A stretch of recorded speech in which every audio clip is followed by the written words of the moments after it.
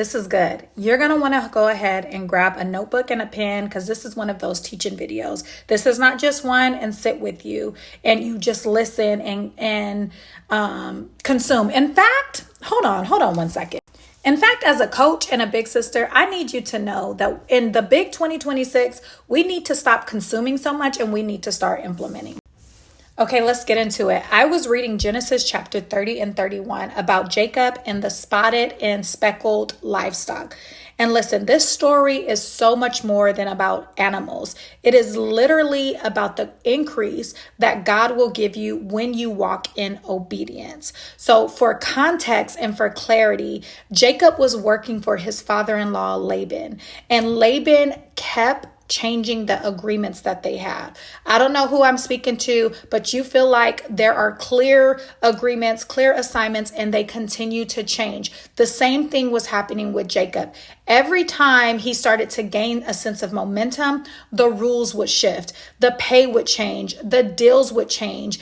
And what stood out to me is that God didn't immediately remove Jacob from this system. A lot of times we want God to rescue us and to remove us from the system, but instead he increased him in the unfair system. So I have 5 teaching points that's going to tell you what to do when you are in a similar situation and how to make sure that you prosper even in the unfair. So teaching point number 1, how to increase in unfair environments.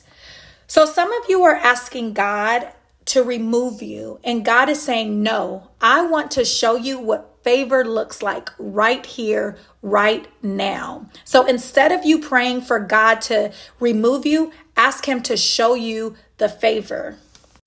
Teaching point number 2, vision and exposure. So Jacob, in all his wisdom, he placed the speckled and spotted rods where the animals could see them, meaning what they were exposed to is what they produce. That's a word.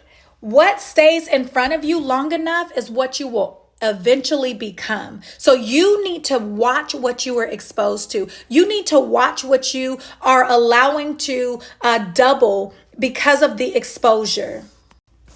See, God showed Jacob that he would produce. God showed Jacob what would produce, but Jacob still had to move.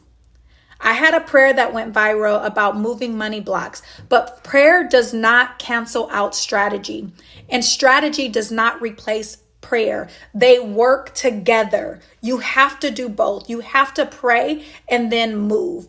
Teaching point number 4, visibility increases and discomfort. See, Jacob's increase became obvious to everybody. So obvious that Laban, his father-in-law's sons, got uncomfortable. When your growth starts to make other people uncomfortable and nervous, this doesn't mean that you're wrong. This actually means and usually means that you are growing. Okay, I hope you're taking notes because here's the last one. Teaching point number 5, knowing when to leave. And this is big. When God told Jacob it was time to go, not because he failed, but because that season was over, he packed up everything that belonged to him and he got out of there. Staying in a past season will cost you what obedience is trying to protect you. So when you hear God say move, it is time to go, because staying in some places too long will cost you more than what it was worth. God knows how to increase you, even when the rules are changing. You don't need permission to increase and to grow. You don't need to explain. You just need alignment. My encouragement for you is to sit with Genesis 30 and 31. Read it, meditate on it, study it, and know that God will provide the increase even when it seems unfair. If this video inspired you, if you liked this teaching, I want you to run over to the link in my bio and pick up my book, Delayed Obedience Equals Delayed Wealth. I'll talk to you soon.